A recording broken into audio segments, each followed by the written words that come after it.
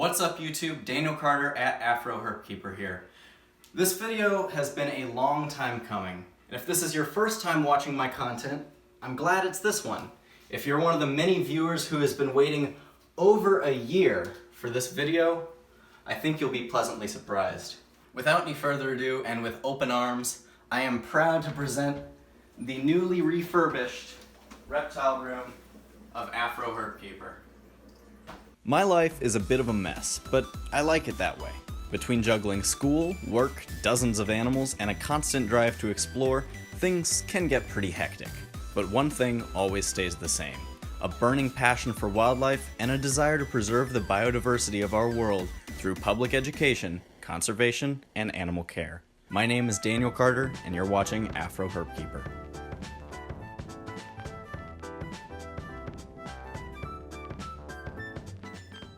At this point, it should be readily apparent that there is a lot going on in this one little room. But before we actually get into the nitty-gritty of all of these incredible enclosures and animals, I want to take a moment to address some of my long-term subscribers. If you have really good observational skills, you'll notice that I have two pretty big lizards right here next to me. Now, Blue, the Argentine black and white tegu here, has been with me over the last year and has never left this house. My northern blue-tongued skink, on the other hand, spent the entire year at a local elementary school as a class pet. I bring this up because I want to make it known to my long-term subscribers that every single animal I brought to the elementary school is no longer there. The more delicate animals that I put in the care of a friend have almost all been returned at this point, except for my gold dust day geckos, Phelsema laticauda. My friend has actually had a lot of success breeding them, and he's going to be keeping the majority, but a pair of them will be returning to me shortly. So since we've got these two big, beautiful lizards adjacent to me right now, I think it is worth starting off our room tour on these guys. So Skink here, or Samantha as the elementary school kids have decided to name him, actually does have an enclosure, but it's not in this room. Seeing as I just got him back from the elementary school, I haven't cleared space in here, so we're not going to be covering his enclosure today. I just wanted to show you guys that he's back. I have to give Skink credit here as the animal that really kick-started my current obsession and fascination with reptiles and amphibians. I've had plenty of them as pets my entire life, but I have to say that this northern blue-tongued skink is the one that really bolstered my obsession. And can you blame me for that? He is an absolutely fantastic animal. The reason he was at the elementary school is that he's amazing with kids. As you can see, he is a short and stocky lizard. He looks and feels a little bit like corn on the cob, and he's got these tiny little baby legs and a bright blue tongue. As I'm always quick to point out, the reason that they have such a bright blue tongue is that it serves as their primary defense mechanism. If this lizard, which is native to Australia, runs across a dingo or another predator in the wild, they're going to stick out that bright blue tongue, open their mouth as wide as they can, and let out a loud hiss. And hopefully that combination of startling characteristics will be enough to freak the predator out long enough for him to book it out of there. So again, this is Skink, a very creative name, I know, my northern blue-tongued skink from Australia. He is an absolutely fantastic little lizard. To the side of me here is an animal that I would say about 90-95% of my fan base is familiar with, and this is Blue, my Argentine black and white tegu. He is the largest and heaviest animal in my collection, that's for sure. And he is actually not full grown yet. He's doing fantastic. He's got these big, beautiful jowls that male tegus are so well known for. And he's sort of reached the threshold where he's not quite overweight, but he is a little bit well-rounded. If he were to pick himself up off this mat, you would see that he does still have some wrinkles along his sides. Now, as you can see, Blue here is really enjoying his basking lamp right here. He is so large that I don't actually have an enclosure for him at this point. He gets the free roam of my room as well as the backyard when he's under supervision. He should be getting an enclosure at some point in the future, but for now he is content to make a mess around my room in any way he can. Any lizard this large is going to be incredibly rambunctious and usually very difficult to deal with. I'm very lucky to have a tegu that is almost as tame as a dog, especially considering that he came from the wilds of Florida. Argentine tegus are actually what's called an invasive species. This means that though they are from South America, they have been brought by humans to the Florida Everglades, where they wreak havoc on the native species and cause lots of problems for the humans living there too. On vacation in Florida, I actually managed to catch this lizard. He was a lot smaller then, but regardless, it was a heck of a feat. He came all the way back to Texas in a cooler in the back of the car, and as you can see, he is living a life of luxury in captivity with me.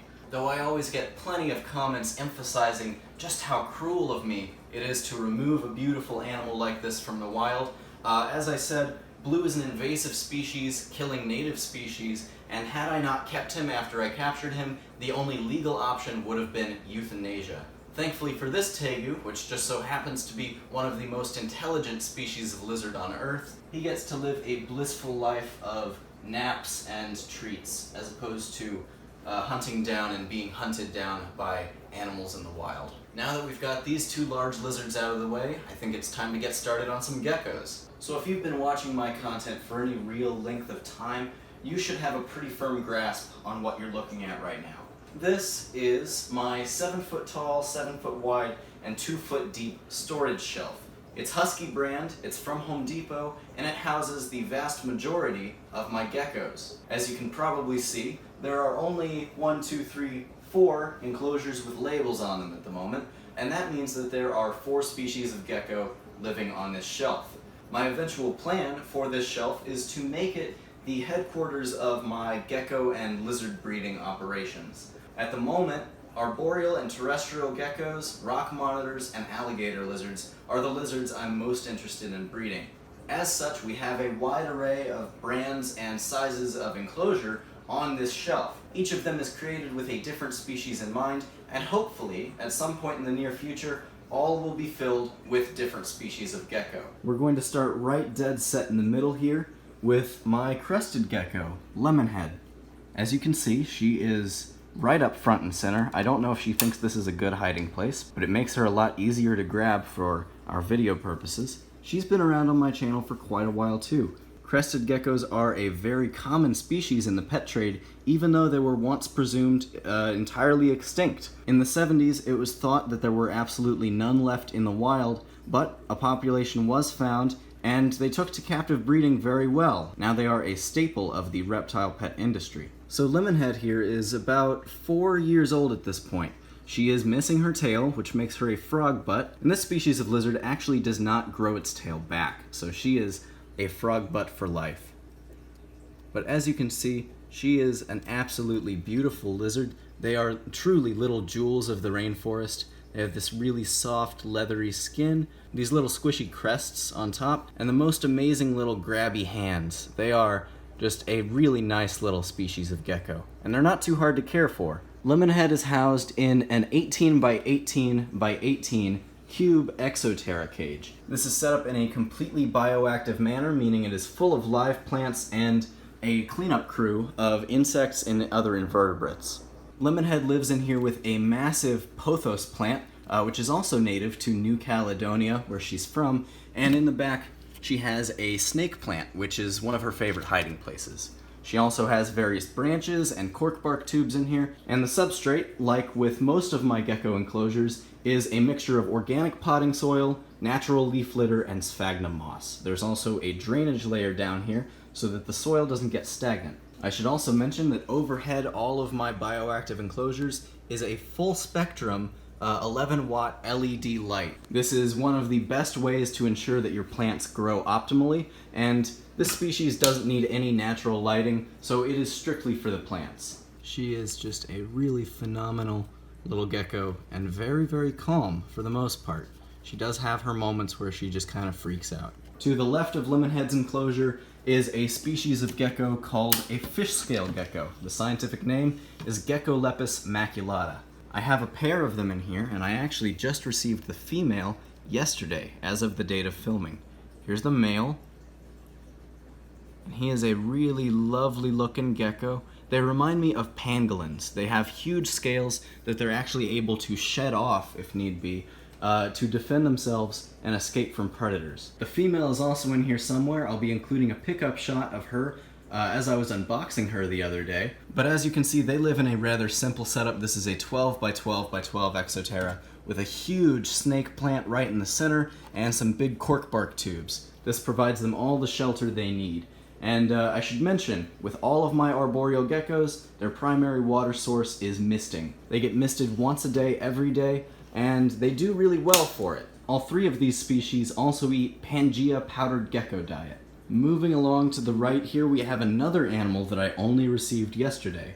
This is a high-color Hawaiian mourning gecko. Now, mourning geckos are not an uncommon species, but this particular locality is not as common as you would think. And unfortunately for me as I film, the particular gecko housed in here is absolutely tiny. I may not get a glimpse of it in here while I'm filming right now, but if I don't, you can rest assured that I will be including some pickup shots. I don't know exactly how old this particular gecko is, but as you can see, she's absolutely tiny. The really cool thing about this species is, even though I only have one, I am guaranteed babies. The mourning gecko is a parthenogenic species, meaning there are no males anywhere on Earth. Every single lizard is a female, and they all have the ability to reproduce on their own, essentially cloning themselves. In the future, hopefully, I will be getting some nearly identical high-end mourning geckos from this girl. Now, down below these three planted vivariums is a lone Exoterra breeder box. This houses, as you can read, a Coleonyx variegatus variegatus. The common name of this species is the western banded gecko. Now, the interesting thing about North American banded geckos is that they actually thrive on a substrate of strictly sand. So this is not calca sand or anything like that. This is Zoomed's desert white sand. It works really well for them. You can see, here's Norman, our western banded gecko. This is an adult male. This is as large as he's ever going to get, and I've been looking for a girlfriend for him for quite a while. Eventually it'll happen and he'll be one very happy gecko. This plastic crate that I've just set him on is his humid hide / egg laying box. Obviously he's not going to be laying any eggs, but hopefully we'll have some in here in the future. So he is a really cool species of gecko. As you can see, he has no water dish in here. He gets all of the water he needs by me misting the enclosure every now and then. As opposed to getting a powdered gecko diet like some of the other geckos, he is insectivorous, so he gets dubia roach nymphs and small crickets every now and then. You can see that even though he is hunting on sand, this sand actually passes through his system perfectly fine. It comes out just like all the other waste. I really love North American banded geckos because they are absolutely tiny. This is one of the larger species, honestly, and they do fantastically in a small desktop-sized enclosure like this. We have one more lizard in this room, and he is not housed on this shelf, nor is he roaming around the room. This 20-gallon long enclosure actually houses my big fat adult male leopard gecko. He's an animal I took in relatively recently from a family who didn't want him anymore, and as you can see, he is a really lovely looking animal. To my knowledge, he is a high yellow morph, and as you can see, he's a little bit skittish. That's strictly because he wasn't handled very often in his previous home. I'm not exactly taking him out to be cuddled, so I really don't mind. Now, many people may cry foul when they see a leopard gecko housed in an enclosure like this, strictly for the reason that he's being kept on loose substrate. As you can see, this is a naturalistic desert vivarium. He has live succulents, aloe vera, and a lot of natural accents, like this grapevine, these pieces of pottery, these white-tailed deer vertebrae, and that piece of quartz in the back. His substrate is excavator clay in the back. It's a material that you can mold to whatever shape you want, and it hardens like concrete. In the foreground here, he's got a relatively even mixture of organic potting soil and non-toxic play sand. As I emphasized before, some people are going to hear the word sand and freak out, but I and many other leopard gecko owners can assure you that loose substrate and impaction are not a risk when you have a healthy adult animal. This is a leopard gecko who is near perfect in every way. He has excellent aim, and anything that he does manage to grab while hunting, he should be perfectly capable of spitting back out or digesting. So, adult male leopard gecko, naturalistic desert vivarium, both very cool in my opinion. Now that we've gone over all of the lizards residing in my house, I think the logical next step is to cover my other squaw mates, the snakes. 3 out of 5 of my snakes are housed in a row right here. In this absolutely beautiful vivarium, in a fiberglass vision cage, is the first snake that I ever owned. This is Mort, and she is an eastern blackneck garter snake. I've had her for maybe 8 years now, and as you can see, she is a little bit skittish still because she was caught in the wild. I actually took her out of my garage when I was a kid, and she is doing absolutely fantastic in this naturalistic vivarium. Really, her favorite thing to do is just sit out completely on display and rest her chin up against the edge of the tank. Presumably, she's watching for me, waiting for food. Her enclosure also incorporates lots of natural elements. There are real rocks in here, there are bones from white-tailed deer and a raccoon.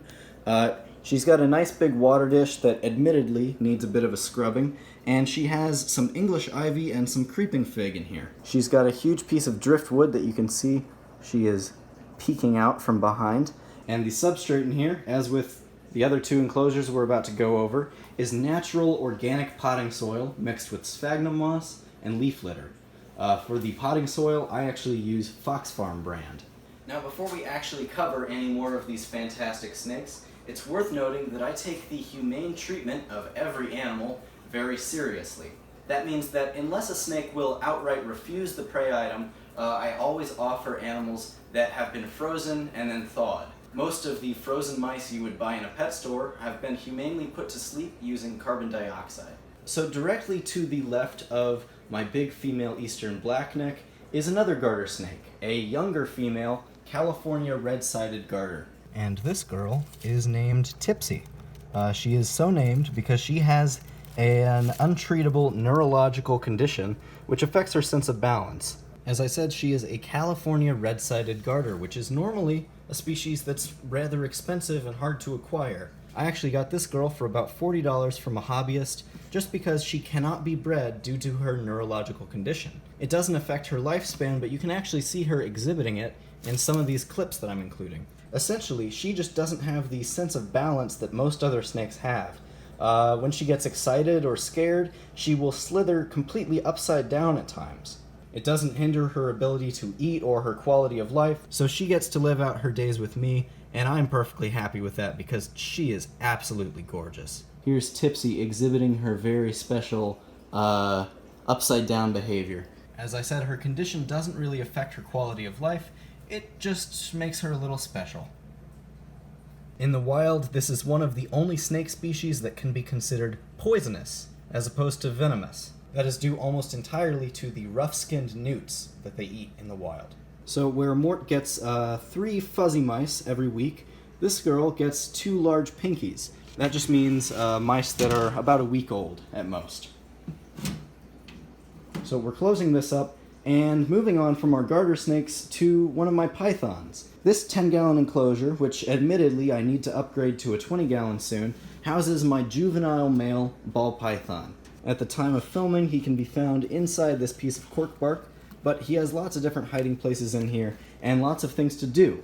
So as you can see, though this is only a 10-gallon tank, it is certainly no sterile tub like many ball python breeders use. I have no problem with housing them in tubs, but they should always be given things to do, places to hide, things to explore. I am a firm believer in setting up my animals as naturally as possible. So Bowie here is not your standard coloration of ball python by any means. He is actually a champagne pastel ball python. And he is so named Bowie after David Bowie because he has 2 different colored eyes. It's almost like the character Ziggy Stardust who wears an eye patch.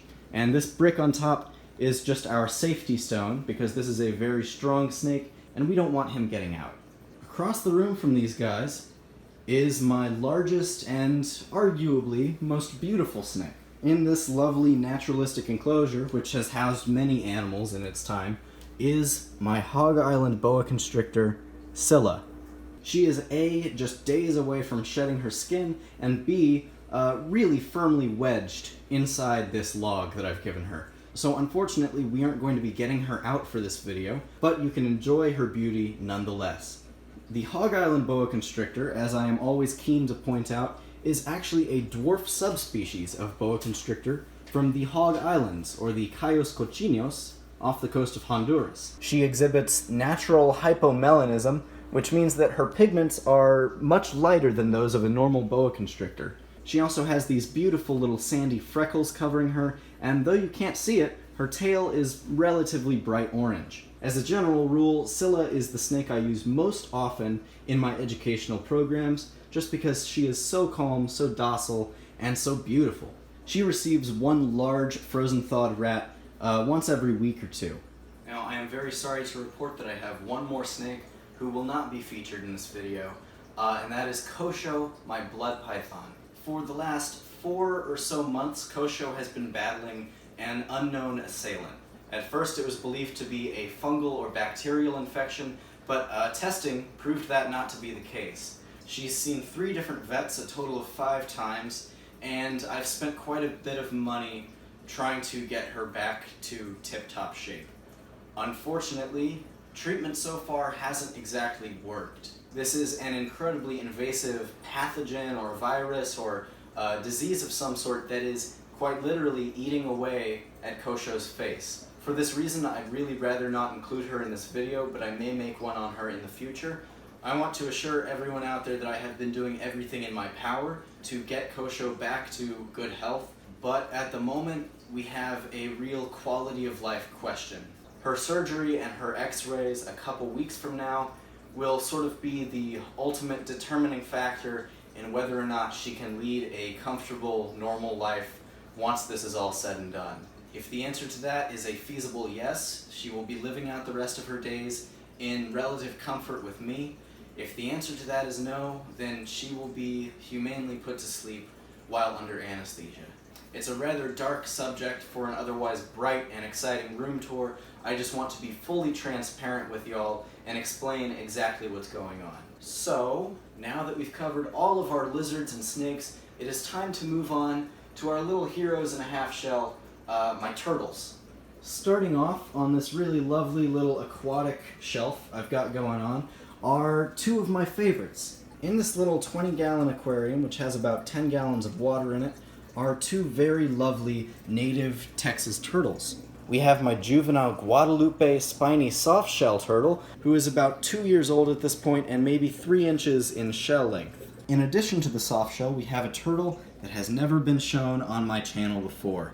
This adorable little dude is Hash Brown. He is a Texas map turtle, native only to the Edwards Plateau where I live. He was adopted out to me by the same friend who is caring for my gold dust day geckos at the moment, and he is an absolute character. He has the cutest little face, the most amazing little ridges on his back, and arguably the most beautiful pattern of any of my turtles. These 2 live in this rather lovely little 20-gallon with 5 or so swordtails. These little orange and green fish swimming around, helping clean the turtles and keep the aquarium spotless. These little dudes are eating this Zoomed Natural Aquatic Turtle Food growth formula. It's keeping them big and strong. They also get frozen bloodworms, earthworms, and I've offered them live guppies before, but they've never really taken. There's a tegu in my lap. I'm not sure what he, I think he wants out of this room. He just climbed up here on his own. I think he's about to jump back off. As you can see, Blue is a very curious and inquisitive little fella. He also loves making a mess with absolutely anything that I leave out on the floor. Goodbye. So he just roams my room all day, making a mess, and I will let him out to explore the rest of the house or the backyard relatively often. This is what Blue's time outside looks like. I just sort of drop him in the turtle pen. Sometimes he gets out and walks around the perimeter of the house, but he never runs off on me, and he actually spends most of his time underneath this big marble slab. He's got a big burrow underneath this slab, and he really enjoys keeping it nice and tidy. So, moving on from these really lovely little turtles, we have some even littler turtles. They live in this 20-gallon premium Zilla aquatic turtle setup. And my enclosure design for them has actually changed quite a bit recently. You can see, instead of sand, they are now on these huge river rocks. They seem to be doing just fantastic in here. The tank is also absolutely crawling with this live Java moss, which I have provided for them.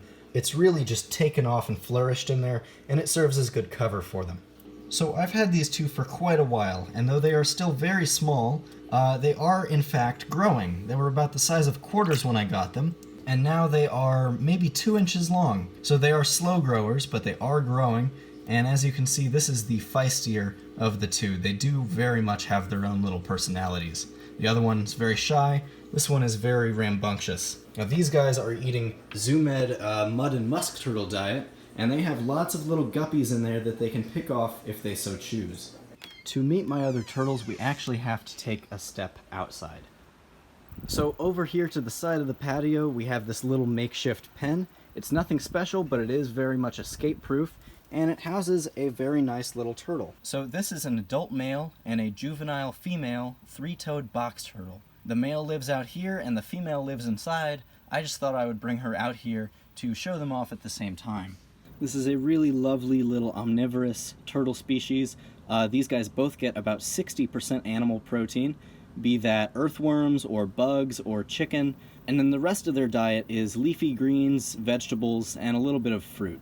He spends almost all of his time outside. He does have an enclosure indoors for when the weather gets a bit too bad, but she lives indoors and he actually has not met her before. The large adult male is named Darth Maul, and he's actually so named because of the really beautiful red, white, and black markings. Both of them seem to be a little more interested in checking out their surroundings at this point. Now these guys live a very long time, so it is entirely possible that this little girl will be paired with this adult male in the future. It's obviously going to be quite a long time until she gets there, but it would be worth it to get some captive bred three-toed box turtles out on the market. Box turtles, as well as mud and musk turtles, make great pets in my opinion, but these guys are very much over-harvested from the wild. They're in decline all across the United States, and captive bred animals are the way to go. You don't want to be removing an animal from its ecosystem or necessarily taking it away from what it's used to in the wild. So our little female box turtle is going back indoors, and we are going to get started on my amphibians. Now this animal is a lot of people's favorites for good reason. This guy is named Lure. He is an adult male African bullfrog, also known as a pixie frog. And as you can see, he is a hulking brute. This is the second largest species of frog on the planet, native to the grasslands of Africa, and he is just stupendously large. Though I was lucky enough to adopt him from someone near me, a frog of this size would go anywhere upwards of $250. He is a big, beautiful, slippery adult male. You can see his really lovely yellow markings. We're going to put him back because he is not about this. But he is a really exceptional frog. Absolutely the largest and most impressive amphibian in my group of animals. Now, as you might be able to guess, a frog of this size definitely does not eat crickets and mealworms. This guy gets dubia roaches, Madagascar giant hissing cockroaches, as well as the occasional frozen thawed mouse. It's not good to feed mice as a primary diet because they are very fatty, and this is a very sedentary species that is prone to obesity, but it is important to provide some variation in their diet. So Lure is in a 40-gallon breeder-sized tank.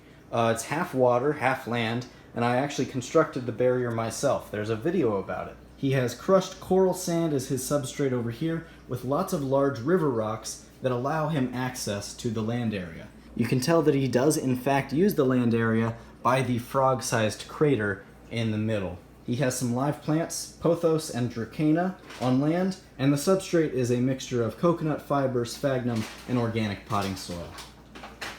Ooh, maybe you could not do that. To the left of this giant avocado is another rather lovely green amphibian. Now this is the only animal currently in my reptile room that could kill you.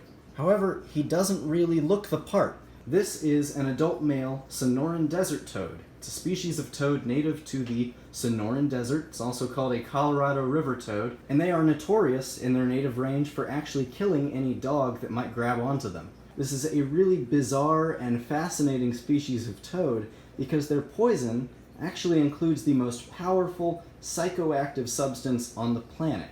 If you've ever heard the trope where somebody goes on a trip by licking a toad, this is the species to inspire that trope. This is not a species of animal to be taken lightly, and I can assure you that this toad is for educational purposes only. He is a really fascinating toad, and he's got a great little personality. Across the room from these two amphibians, we have a couple more hanging out on my aquatic animal shelf. These two are my pair of African clawed frogs. The large one is an adult female, and the smaller one is an adult male.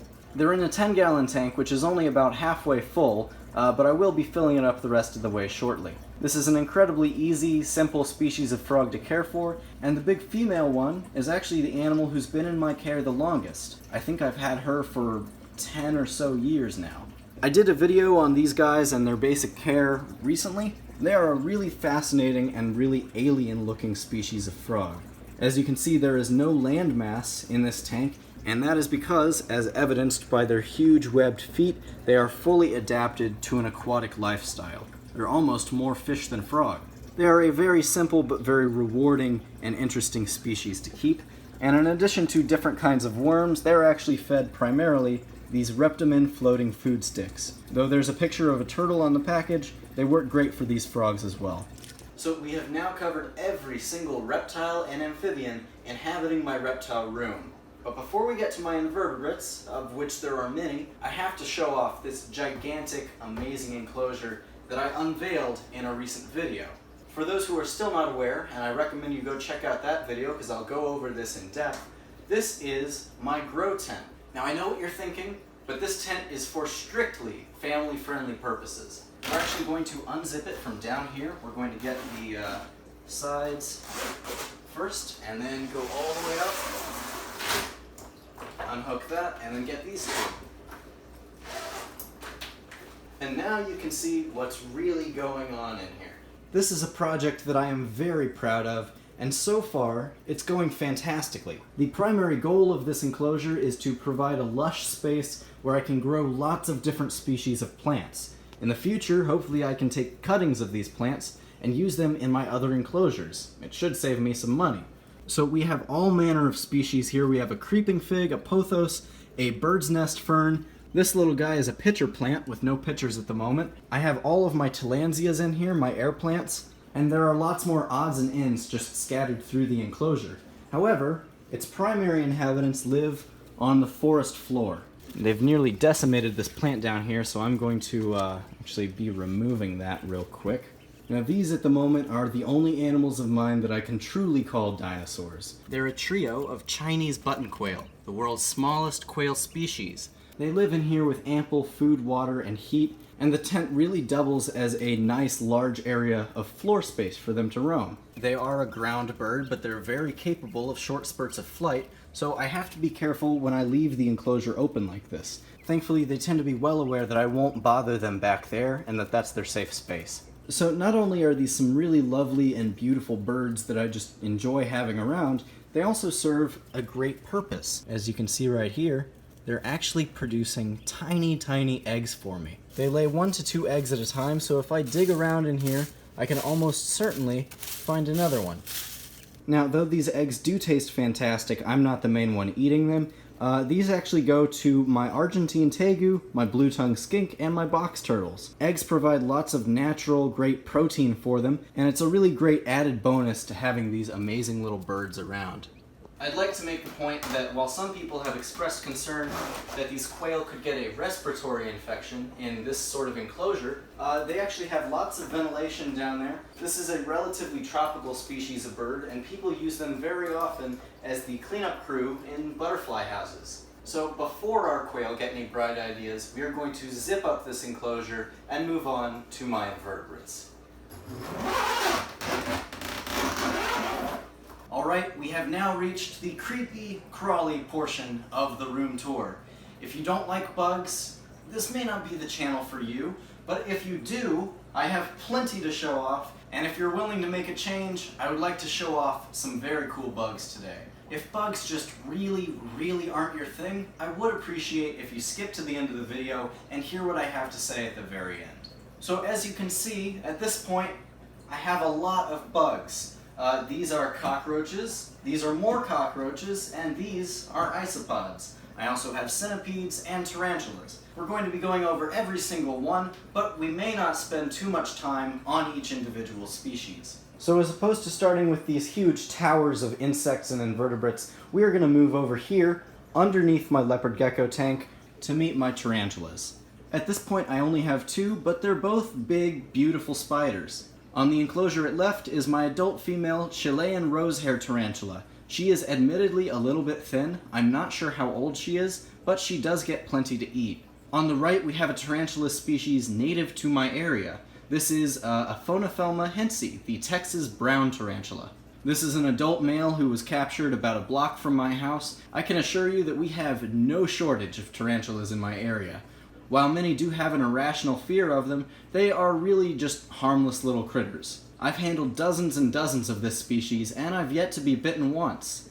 In addition to our tarantulas, I have a couple other native creepy crawlies. Housed in this enclosure is a very fast and unpredictable species of centipede native to my area. It's feared by most of the people who live near me, but I have a soft spot for them as many different misunderstood animals just because I think they are fascinating. There's something really alien and interesting about them.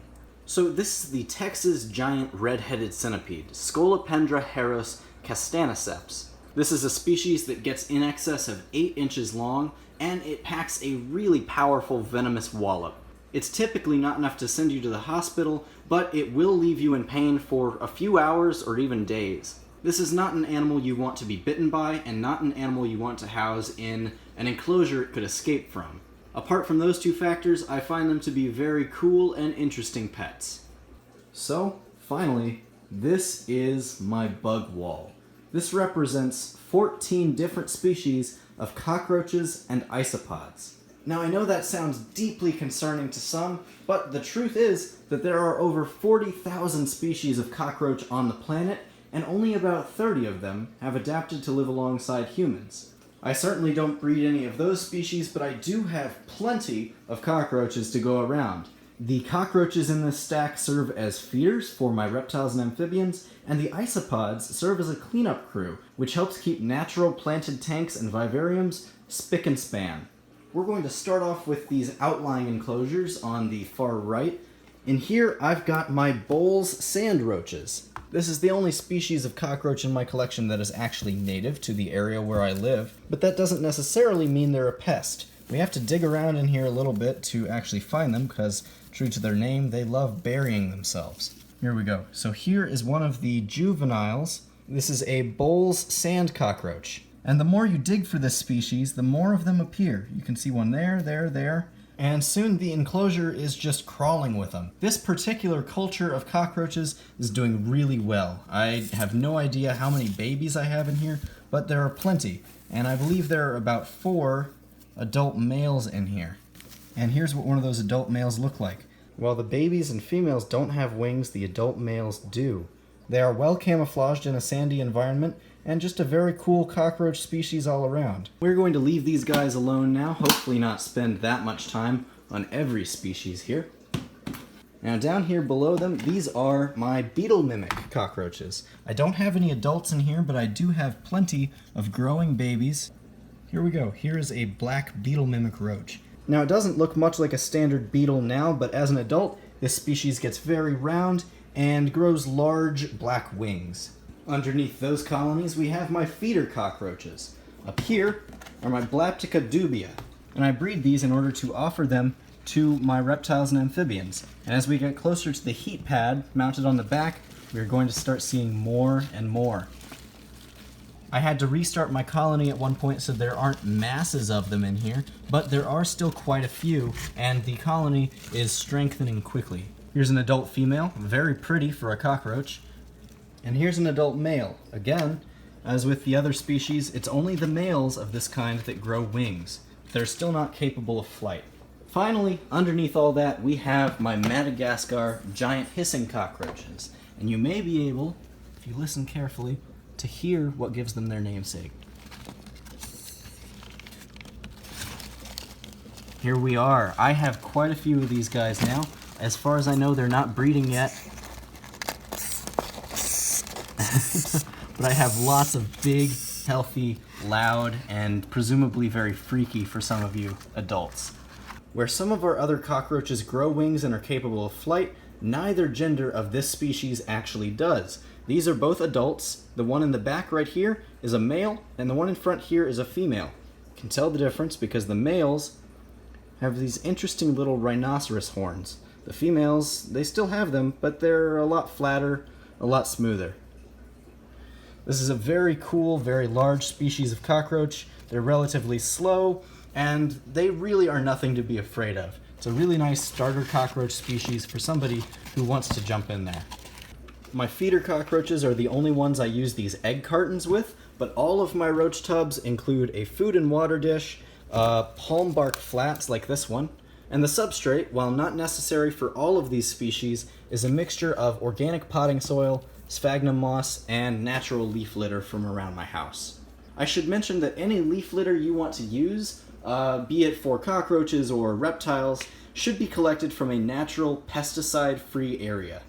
Alright, that is one of 3 stacks down. We're going to take a break from cockroaches and check out all 6 of my isopod species. For ease of presentation, I've laid all 6 tubs out on the floor. We're going to go through these one by one, but probably relatively quickly. This tub probably houses my favorites. This is Porcellio giant orange, the giant orange isopod. I'm not going to go over how I set these guys up in this video, but you can expect a very thorough isopod care guide coming out very soon. Here we go. Alright, so these are Porcellio giant orange isopods. They are absolutely prehistoric looking. I love them. These little flat Porcellio species of isopod really remind me of little trilobites in the way they walk and the way they look. Roly-polies, isopods, woodlice, whatever you call them, these are actually not insects. They are crustaceans. They have gills rather than lungs, but they're able to survive in moist places on land. So these are Porcellio giant orange, and I have found babies in this colony already. We're going to move on to our other Porcellio species, Porcellio sevilla. Now thankfully for us, this is a much more active species. They like it a little drier, and they tend to stay out on top of the enclosure. So these are our Porcellio sevilla isopods. This one clearly has places to be and things to do, but you can see they've got that characteristic trilobite shape, really long antenna, and a really nice little white fringe around their edges. I'm going to set these guys back in here. I have yet to find babies in this tub, but it's only a matter of time. Here we can see this is one of their favorite hideouts, is this the little intersection of this piece of palm bark. So we only have 2 Porcellio species. In the middle here is Nambia capensis. This is a variety called party mix. That just means that the group is a mixture of different colors and varieties. This is an absolutely tiny species of isopod. I have found babies in this tub, but it may take us a while even to find the adults. Here's one. This is an adult Nambia capensis. It's really an absolutely tiny species of isopod. As this is an adult, you can only imagine just how small the babies are. But there are plenty of them in here. They are breeding readily. I'm sure I will be overrun with them in no time. And with those 3 out of the way, that leads us to our Armadillidium species. Over here on the leftmost enclosure, we have Armadillidium maculatum, the zebra isopod. Both the adults and babies in this enclosure seem to be doing great. You can clearly see the characteristics that give them their common name. This is a really beautiful species of isopod. These ones seem to be very active in this colony. I think they're doing really well in here. To the right of our zebras, we have Armadillidium Montenegro, our clown isopods. They are very similar, but very different in a few key characteristics, most notably the colors. So here is one of our clowns. You can see, though he is relatively dark on the back, he's got that beautiful red fringe around the side, as well as a row of yellow spots along his back and 2 rows of white spots along his sides. So after our zebras and clowns, that leaves just one more Armadillidium species, and that would be the one that's native to my area, Armadillidium vulgare. If you live in the United States and played with roly-polies as a kid, this is the species you played with. Though these were collected from the same spots around my house, They have a whole wide variety of colors and patterns to them. Some are so dark black that they almost turn blue, others have these beautiful yellow markings on them, and some are quite literally orange. So that about does it for my isopods. I actually do have one more species, dwarf white isopods, who've at some point or other taken up residence inside my fish scale gecko vivarium. I haven't cultured those yet, so I don't have them in a tub. Now the leftmost tower here will bring us back to the realm of cockroaches. However, there are some really beautiful and exotic species in this array of tubs, and we're going to go through all of them real quick right now. So these 4 species are all set up very similarly. You can see they all have food and water dishes in the same places, and very similar arrays of substrate and wood pieces to hang out in. However, there are a few differences to them, which will be gone over in an up-and-coming cockroach care video. So this tub on the far left here houses my zebra cockroaches, and unfortunately, before I actually got them set up, I had a few problems with them, so there aren't that many actually in this tub. For that reason, they're going to be very difficult to find, so I'm not sure that I can feature them in this video. You'll see them again soon. In this tub, we have Panchlora nevea, the banana cockroach. Now, these guys are very capable of flying, so I'm going to be careful with this. But this is a bright green species of cockroach that makes an excellent feeder for any animal that is particularly visually inclined. Arboreal geckos and chameleons love these things. Here we go.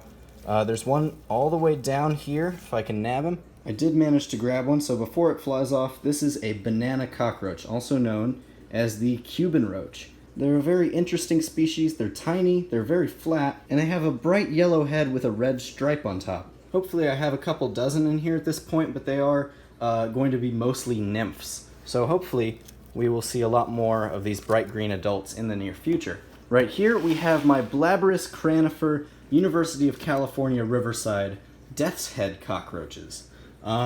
We have a number of these in here.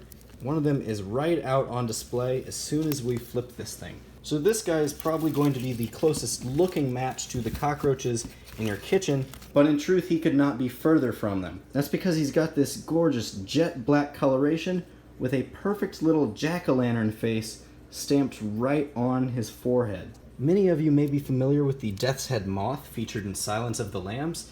This is basically the cockroach equivalent. So we're going to set him back. There are also a number of nymphs in here, which have not gained their wings or their pattern yet. They're hanging out in there somewhere, but for the sake of time, we are going to move on to our 8th and final species of cockroach. Alright, on first glance, this last bin appears to be just a pile of dirt.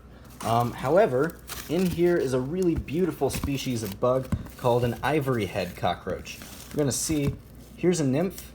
Here we go, perfect. So we've captured already both a nymph and an adult. So this is the difference between the juveniles and the adults of this species. This one in particular has his wings a little bit chewed up, but you can see he has a really beautiful sheen to him, as well as this super cool little butterfly-shaped pattern on his forehead. The nymphs, by comparison, are these huge, glossy-looking bugs. They look more like a tank than they do a cockroach. I do have one more invertebrate to share with y'all, and it's an aquatic one. In this 10-gallon aquarium full of algae and guppies is housed my electric blue crayfish. This is a species of crayfish from Florida that has turned electric blue due to the lack of a certain gene. You could call it a morph, you could call it a breed, but when it comes down to it, it's just a very cool, very brightly colored crayfish. He's very simple to care for. He just gets the leftover fish food, as well as one of these Hikari algae wafers every now and then. Well, YouTube, not only have we concluded the creepy crawly portion of the room tour, we have now visited every single species and every enclosure in my reptile room. I'm gonna have to leave it up to one of y'all to put a timestamp in the comment section for anybody who's disinterested in our invertebrates today.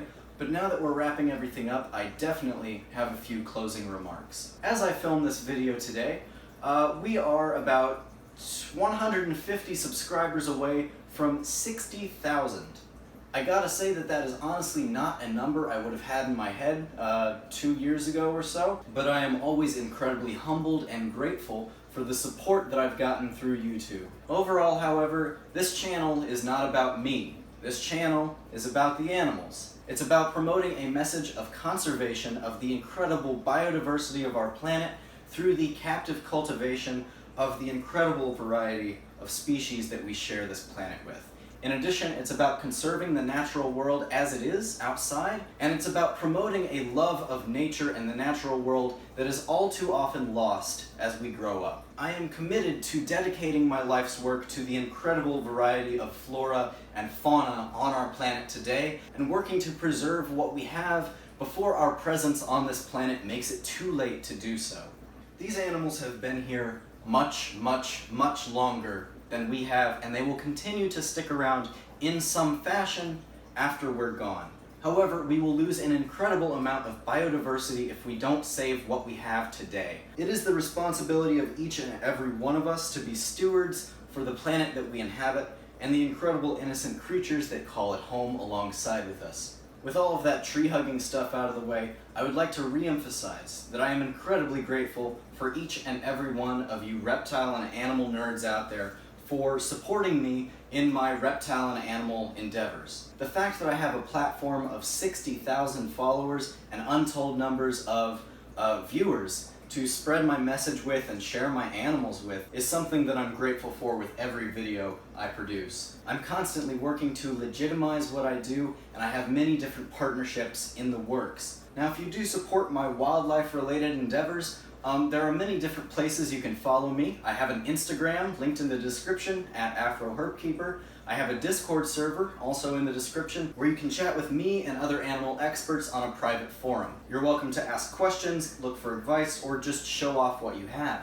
I also have a Redbubble where you could purchase merchandise, and a Patreon where you could donate to me directly. I wouldn't ask that much of you.